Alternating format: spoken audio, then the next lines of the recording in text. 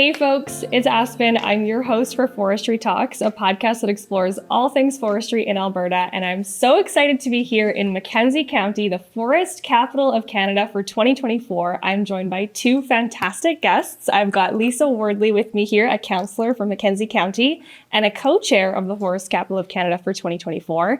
And her other co-chair is joining her here. We've got Melanie Plantinga, a contractor for a number of the forestry folks in Mackenzie County. I'm excited to have you both. How are you doing today? It's hot. It's hot. But hey, we can't, a little bit of rain would be good, but other than that, we're good. Yeah, no doubt. It is an incredibly toasty week, but lots of people still celebrating in the Forest Capital of Canada this week. Sure. Can you tell me a little bit about what is Forest Capital of Canada? Why are we so excited about it? And how did Mackenzie County So in 1979, there was a designation, national designation that was formulated for Forest Capital of Canada to allow areas to celebrate all things forest. And so it's operated by the Canadian Institute of Forestry and it's handed out every year. And so last year we actually applied and, we kind of have to go through why you want to be forest capital, why you should, why you feel that you should be able to celebrate that. So we did, we put in a pretty robust plan and the designation came out during Forestry Week last year.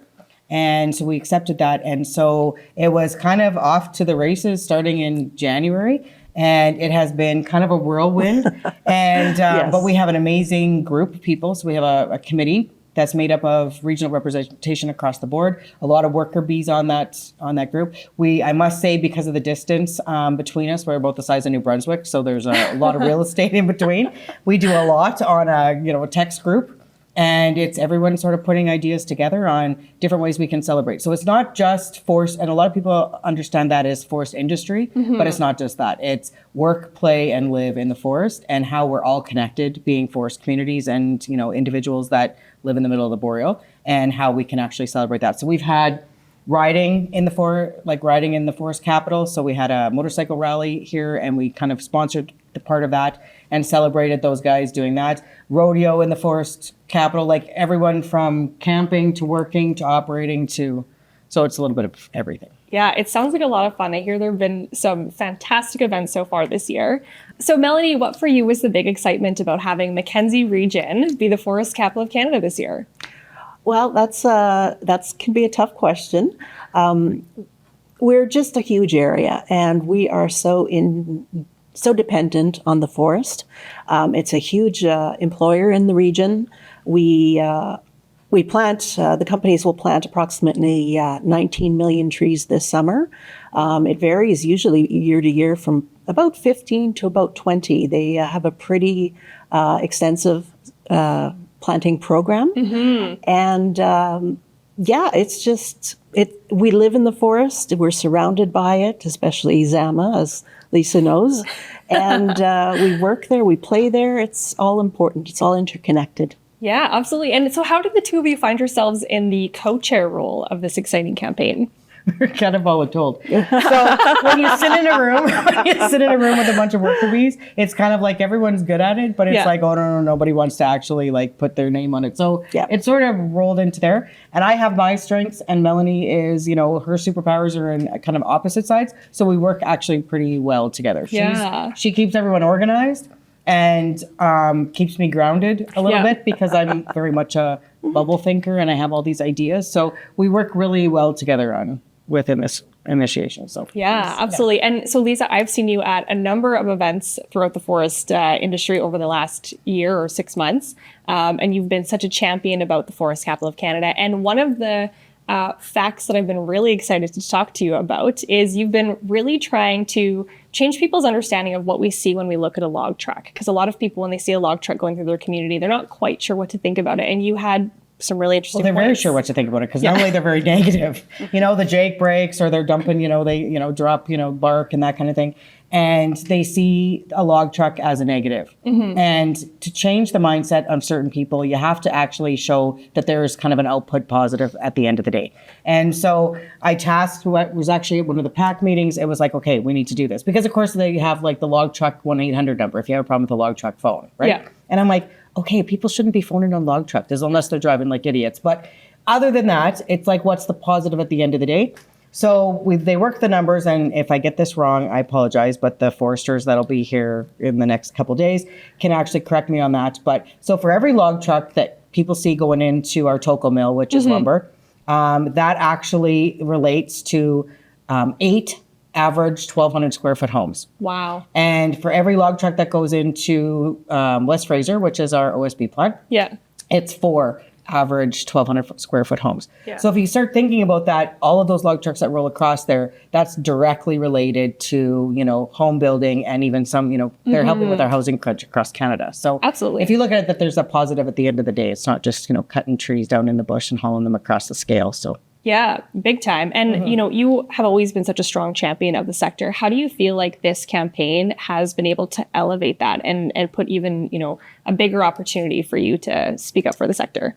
I think it's, it's more than, because forestry is more than just forestry companies. Yeah. It's right down from, the foresters that work on the 100-year plans to the tree planters, because honestly, those guys are the hardest working guys in forestry. Absolutely. If you've ever followed around a tree planter, I don't know how many, there isn't a whole pile of people that could do that job on a regular basis. And, and then even on the ecological side and the wildlife management side, there's a lot more than just cutting down trees. Yeah.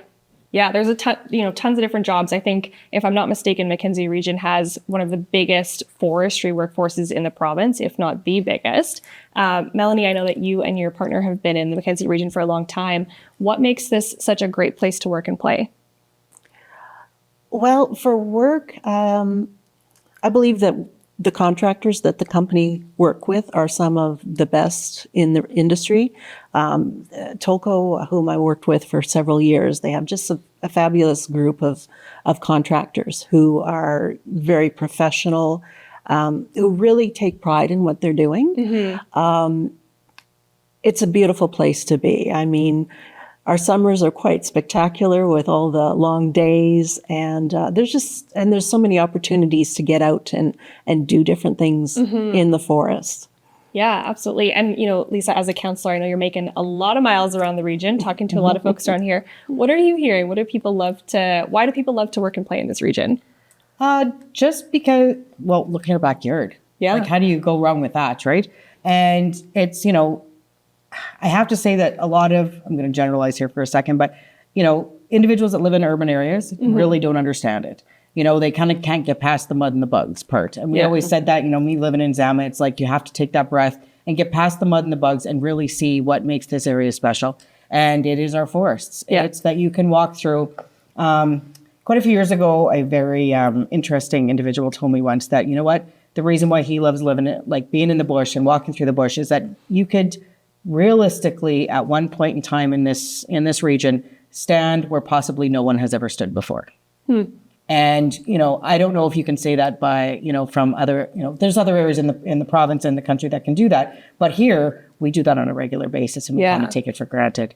And so, and I think a lot of the education around it is that we do take living here, especially if you're born and raised here and you don't come here from someplace else, you take for granted the beauty that's around us. And so that's kind of what we want to try and promote, that, this is one of the best places to work, live, and play. Absolutely. And, this is my second time coming out to we're in high level area right now. This is my second time coming out here. And my gosh, the forest is incredibly vast. It is a crazy big region in the province. And I can just see there's so much to do here. And that feeling of, being outside and having that be such a big part of your life is so prevalent throughout everybody that we're meeting here. Lisa, can you tell me what the kind of uptake has been from the community and how the community has been really rallying behind this exciting designation? So it kind of started when we did the kind of kickoffs in January, early February.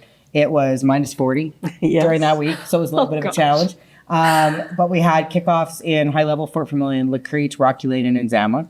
And there was everything from, in partnership with a Lumber Barons game in Lacrete, to, hot chocolate and skating in High Level. In Rocky Lane, it was supposed to be kind of the free cross-country ski, but it was pretty cold.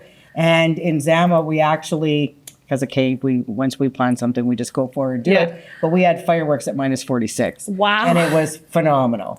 They sped them up a little bit. So instead of, like the dramatic pause between fireworks. It was like more of a bang, bang, bang thing. Best fireworks show I've ever seen.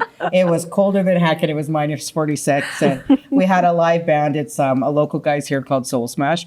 And they did maybe play the 40 Below song after we all got back in the hall to warm up and rocked it. So it was sort of, from those kickoffs, the energy just sort of kind of, kind of kept. We've done golf tournaments. We did the Trappers Rendezvous this past weekend in Barrhead. And because a lot of our trappers are, again, that's the oldest land-based industry in Canada. Yeah. And, let's celebrate that. So we did axe throwing. We also did axe throwing here in a Frostival when's Frostival? February. And always a big hit. But so when we were in Barrhead, we actually had the Minister of Forestry and Parks, Todd Lowen, was there as well. And Arnold Viersen threw a couple axes. So he's our federal MP. So it was pretty good. Yeah. Well, I mean, it sounds like there's been so many fun events, lots of engagement. I'm so glad to hear that we've got our provincial and national partners coming out to be part of the celebration. I know, actually, I think it's this weekend, Melanie, there's a really exciting tree planting event coming up. Can you tell me a little bit about that? Of course. So we want to kind of give people an idea of how hard these tree planters work, because it's unreal what they do in a day. So we've arranged a trip to the bush. We're going to visit a cut block out west of High Level. And we've got a company coming out. Blue Collar is going to come out and show us how they work. Yeah. And then we're going to give people some shovels and give them an opportunity to stick a shovel in the ground and try to plant some trees for themselves. Yeah. So we are really hoping that people will find that kind of fun to get out and see what it's really like. And then just to have an opportunity to talk to people about sustainable forest practices. This is how a cut block looks after it's been operated on, and these are the reasons why. Yeah. It's important to educate people about the industry, and that's something that I'm really excited about for this weekend, that we have an opportunity to do that with some people in the region. Yeah, absolutely. That sounds like a really exciting opportunity. And, Melanie, with your work in the public advisory space, what are people most interested to learn about when they get to learn about what actually happens in forestry? Well, even with all the conversations around it, I think people are quite interested to learn in the planting programs and the work that the companies do to remain sustainable. Yeah, I think those are some of the biggest things.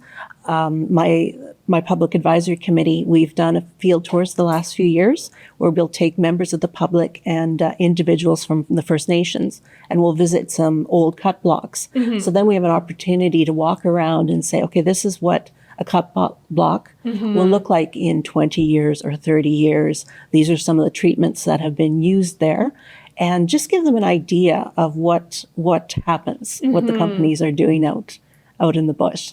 Yeah. If I can add to that. So Melanie brings up, and so it was 2 years ago, we did a field tour, and I was along with that one north of town. And it worked out slick because there was on the side of the lease road, on this side, there was a cut block at a certain age. And on this side, there was a cut block at another age. So we could actually walk to both and see the evolution. I think it was 10 years apart or 15 years apart.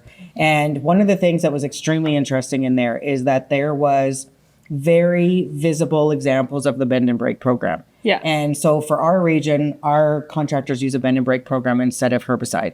And it was very clear that this was kind of a naturally seeded tree that didn't have the bend and break program, around it to remove the competition. And it was, this big. Yeah. And then within, kind of 2 steps over, there was a planted tree that had the bend and break treatment done around it, and the tree was this big. Yeah. And it was very clear, and it was very visual. Like it was like, and there was a couple of people that were on that tour that, have been to our meetings quite a few times. They're in the forest, and it was that light bulb went on and went, oh, yeah, that's pretty amazing. Yeah. And it was kind of a clue in and a click to say, our companies don't use herbicide, but they engage a very labor intensive program in order to give the trees, that, remove the competition around them and give them the best chance for survival. Yeah, absolutely. I love that this is something that you're able to do with the community and be able to bring them out. I know for me, the first time, when I joined the forest sector, I really didn't know much about a harvest area, just kind of this visual of what it looks like and then my own questions and curiosities and misunderstandings about it. But it's actually so fascinating and impressive, the science behind everything down to the shape of it, the size of the retention patches, the trees that are part of it. There's so much that goes into it that I think people would be really surprised about. And I hope that I have an opportunity to dig into that with some of the folks that are going to be on the podcast later this week. I do want to come back to some of the conversation around tree planting, because to your point, well, both of your points, it is incredibly hard work. It's back-breaking work, the bugs and the mud and the weather and the sticks everywhere. Not an easy job, but the Mackenzie region is actually the really proud place that a Guinness World Record was broken recently. Lisa, can you tell me a bit about that? So that was, and I'll be honest, you kind of mentioned about kind of being oblivious to a lot of the forestry practices. So I've been in oil and gas for over 30 years. So in 2016, when I sort of got pushed into forestry for a different reason, but it's, again, I learned a lot. Mm-hmm. And so we actually had blue collar in Zama for a couple of years, and they, we embraced them, and, they set up at our schoolyard, and that was the year of the Guinness World Record. And so blue collar came in, and they're an amazing community partner. And are they a tree planting contractor? They're a tree planting contractor. And so they work their shift work. They have a couple days off a week. They were, yoga in the park. Our swim pond came in handy. They tried to teach the community how to tree plant. I think we all had sore backs after. And but that year, Anton, I can't remember for the life of me. You guys will have to look it up. And one of later on they can bring the other one, but. There was a couple of tree planters that actually were doing it that day, but Anton from Blue Collar was the, Guinness World Record. And it was over, 23,000. 23,000 trees in a 24-hour period. Yeah. And it's trying to wrap your head around that. It just makes you tired. Yeah. But I can't imagine how they do it. So there's actually a greeting card that is, it's the Bonadonna greeting cards out of Peace River. And it's like, may the forest be with you. Yeah. And so, but it's, may the forest be with you. Oh, and it's a tree planter that's like in full, with the shovel and the tree and, like jumping off a, windrow or whatever. Yeah. It's like a spectacular picture. And it's like, may the forest be with you. And it's like, that sums up tree planting in a heartbeat. Yes. Because you have to be a warrior out there. 100%. Like you said, like between the mud and the bugs and the bears and the heat. The heat. And in the rain. Like they don't stop for rain days. No. So. No, they don't stop. And 23,000 is, to your point, it is such a mind-boggling number to even wrap your head around. It makes you do the math on how many that is like a minute. Yeah. Because to break that down, it's like, because you think about it, it's like, and if you try and, I don't even think like most avid gardeners could like plant petunias that fast. No, isn't that the truth? And, you're so right, Lisa, tree planters are such a big part of the sector. Like there really are heroes. They're hardworking people, but such a huge part of the sustainability story. I don't know if you encounter this in your work, but I sometimes encounter this misconception that, the sector goes out and we harvest trees and then a bunch of good Samaritans come out and replant it out of the goodness of their heart, which, I love the idea that we have some really lovely people in the province that would be so inclined to do such a thing. But there are really hardworking people that are paid to go do that and to make sure that our forests are always sustainable. And they are, they're paid on per tree. Yeah. And, so for some of them, that's their career. They work, all summer. They take their winters off, that kind of thing. And, but even right down to, because I never understood, and of course we're very fire prone up here. So we've had a lot of fires over the years.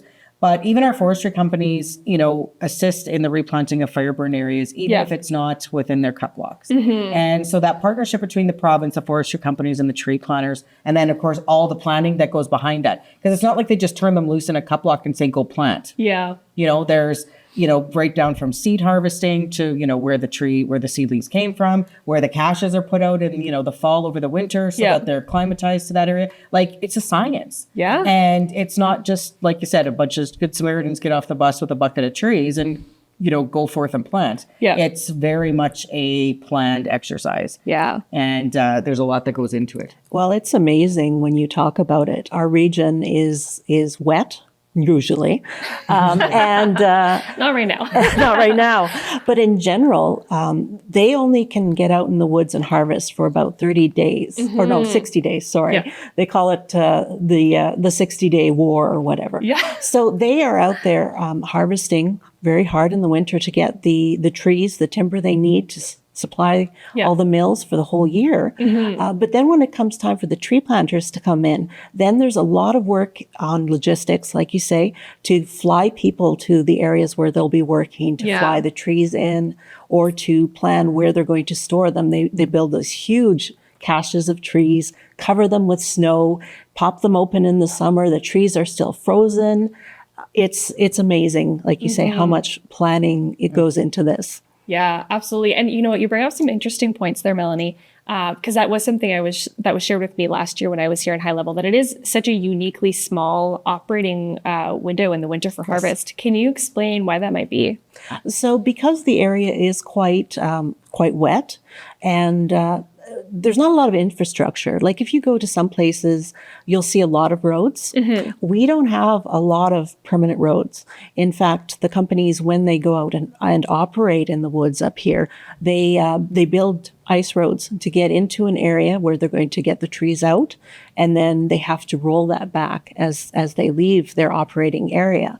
So a lot of work goes into the planning of just where the roads are going to be, where they're going to cross creeks and rivers. They usually fill those with a snow fill, or as they need for proper safe operations. It's amazing. I mean, they can access very little in the summer, and so it's a lot of craziness for everyone for those few months that they can get out there. Well, and go ahead, Lisa. I was just going to say, one of the changes that I've seen, and again, being sort of on the outside, dealing with more public, from being a councilor, you get, the phone calls when everyone's upset. But so viewing it from the outside, it's the forestry companies have sort of changed their practice over the last few years, because they used to haul full length tree. Full length log. What the heck's it called? Full length. Whatever. I think you're right. Yeah. Full length into the mill. And, over the past few years, they've changed that up, and they're doing a lot of the processing in the bush, which has allowed them to sort of extend, because they now harvest and then stockpile to a satellite yard. Yard, and then to a processing yard. Yes. Oh, good catch, Melanie. Sorry. I'm going to get in trouble for that one. Between a satellite yard and a processing yard. So what the practice is up here with the satellite yards is they will haul full trees. So these are trees with branches and tops and everything on them. They load them up. They bring them into these processing yards. And then in those yards over the summer, they will process the trees. So they'll delimb them, cut them into suitable lengths, and sort them by size. So quite often some people you'll see a truck with little tiny trees on it. But what people don't always understand that doesn't mean that the companies are taking, little baby trees. Right. It's those tops, those smaller pieces that have been sorted in the yard, so that when they get to the mills, they can just go into the different streams, right? So it's quite remarkable. Oh my gosh. Well, look at me. I'm learning something You're learning every something day new. still. Wonderful. Yeah. It's definitely extended, the log hauling. And made it a little bit more sustainable for our log haulers. So it's not just such that crazy window in the wintertime and then, kind of nothing. To mention as well, so if you see a log truck going through and it's like all these great big trees, and normally they have like an OS on them, like the oversized. Yes. We have a specialty mill in our region. And all of those oversized logs go there. So it's definitely, and then with our chips or the pellets, with Drax and with the Crete sawmills, like realistically, most of that tree is utilized. There is top piles and that kind of thing that they have to burn in the bush. And, but there's other kind of research and development that's going on to say, okay, how can we actually use that instead of just burning? And, whether that's, power production if someone needs to create like kind of a mobile power production, on burning that and something to be able to plug into the nearest power line and, fire it back up. There's got to be, some brain binds out there, but yeah. Well, and to that point, the companies are trying very hard to utilize as much as possible.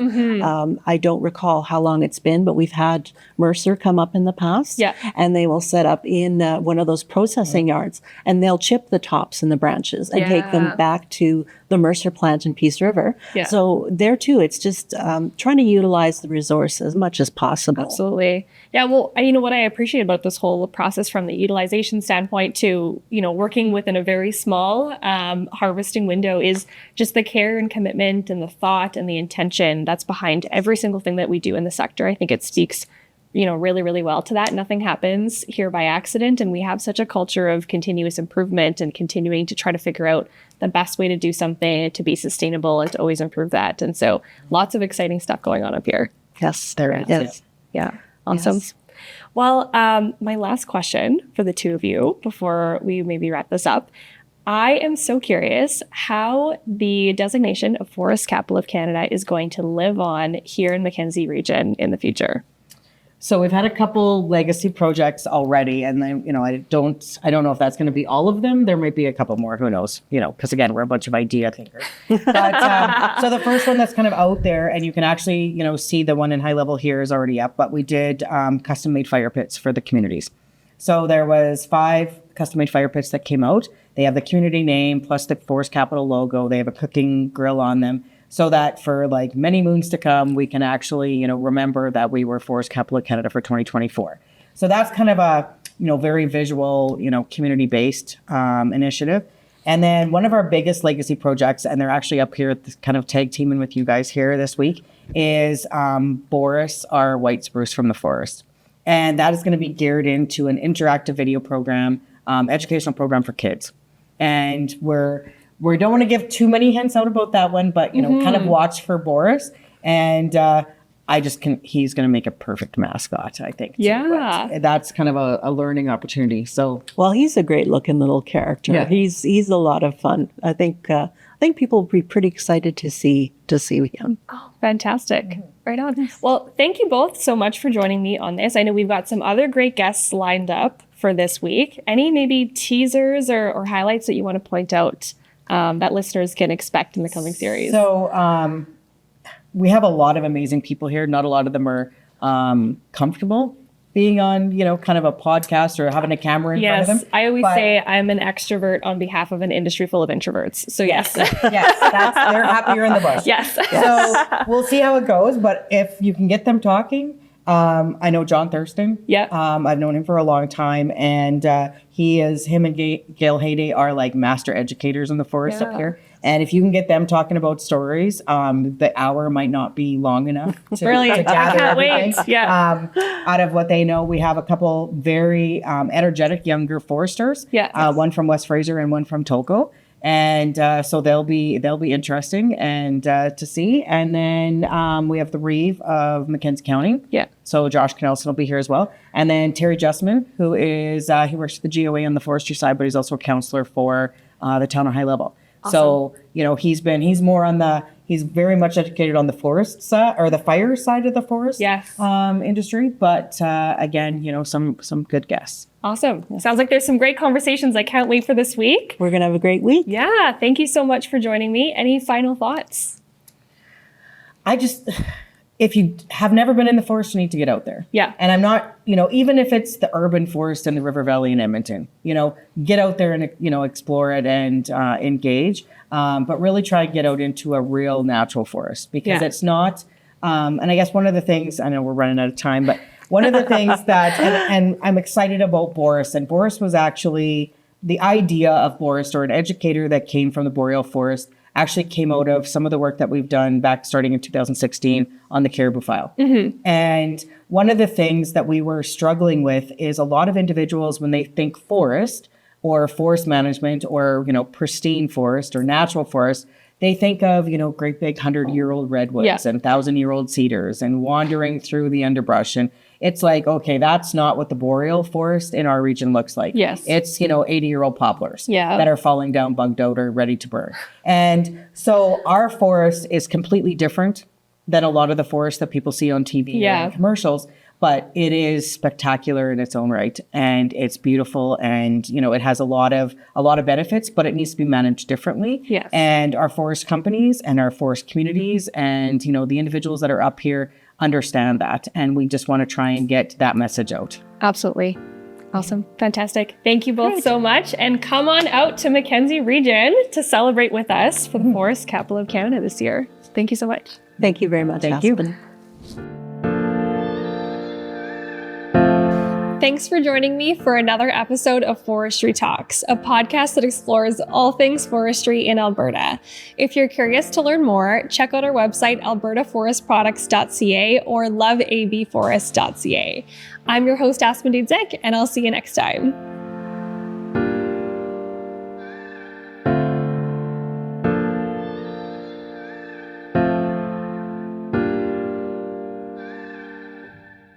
This series is proudly produced by the team at Road 55. Road 55 creates content that connects.